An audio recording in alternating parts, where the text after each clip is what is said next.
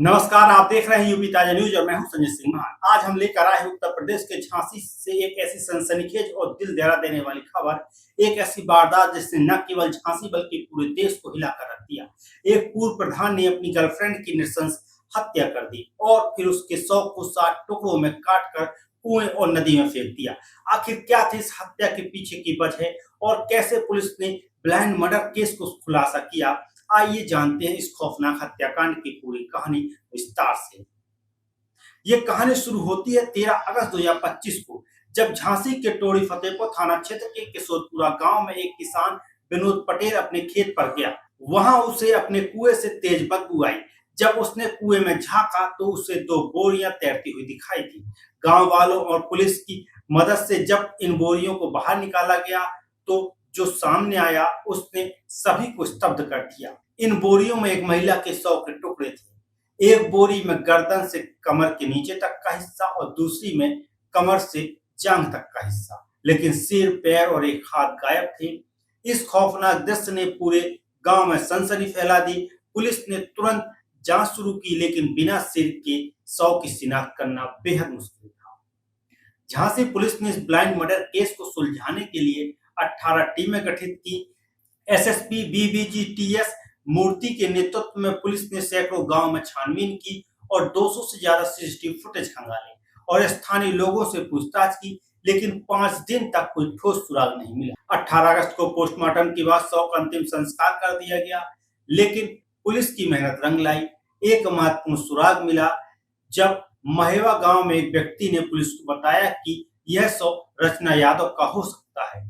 Police तुरंत मध्य प्रदेश के टीकमगढ़ जिले के मेलवारा गांव पहुंची, जहां रचना के भाई ने पुष्टि की कि यह उसकी बहन रचना यादव है। रचना यादव 35 साल की एक ऐसी महिला जिसकी जिंदगी में कई उतार चढ़ाव आए। उसकी पहली शादी टीकमगढ़ में हुई थी, जहां से उसे 2 बच्चे थे, लेकिन पति से मनमुटाव के बाद वह अपने मायके लौट आई। बाद में उसकी दूसरी शादी टोड़ी फतेहपुर के महेवा गांव के शिवराज यादव से हुई, लेकिन 2023 में रचना ने शिवराज और उसके भाई पर रेप और हत्या की कोशिश का केस दर्ज करा दिया। इस केस की पैरवी के दौरान उसकी मुलाकात महेवा गांव के पूर्व प्रधान संजय पटेल से हुई। संजय और रचना की दोस्ती धीरे धीरे प्यार में बदल गई और दोनों 2 साल से लिव इन रिलेशनशिप में थे।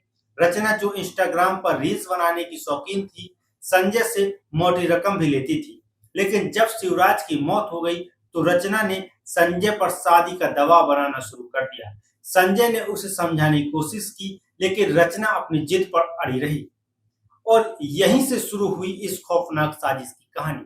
संजय ने रचना को रास्ते से हटाने का प्लान बनाया। उसने अपने भतीजे संदीप पटेल और एक अन्य साथी प्रदीप उर्फ दीपक अहरवार को इस साजिश में शामिल किया। 9 अगस्त 2025 को संजय, संदीप और प्रदीप ने रचना को घुमाने के बहाने कार में बैठाया।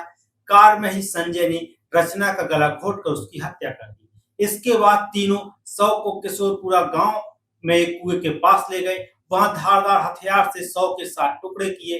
3 टुकड़ों को बोरी में भरकर कुएं में डाल दिया और बाकी टुकड़े, जिसमें सिर और पैर शामिल थे, 7 किलोमीटर दूर रेवन गांव के पास लखेरी नदी में फेंक दिए। पुलिस ने संजय और संदीप को बुधवार को गिरफ्तार कर लिया। उसकी निशानदेही पर लखेरी नदी से रचना का सिर व अन्य बॉडी पार्ट्स बरामद किए गए। तीसरा आरोपी प्रदीप उर्फ दीपक अहरवार अभी फरार है और पुलिस उसकी तलाश में जुटी है।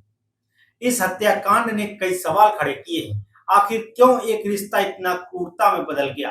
क्या शादी का दबाव ही इस हत्या की एकमात्र वजह थी या इसके पीछे कोई और साजिश है? पुलिस की जांच अभी भी जारी है और हमें उम्मीद है कि जल्द ही इस मामले के हर पहलू हमारे सामने आएंगे। इस मामले में पुलिस ने तुरंत कार्रवाई करते हुए 2 आरोपियों को जेल भेज दिया है, लेकिन यह घटना समाज के लिए एक चेतावनी है कि रिश्तों में विश्वास और संवाद की कमी कितने खतरनाक परिणाम ला सकती है। तो यह थी झांसी की रचना यादव हत्याकांड की पूरी कहानी।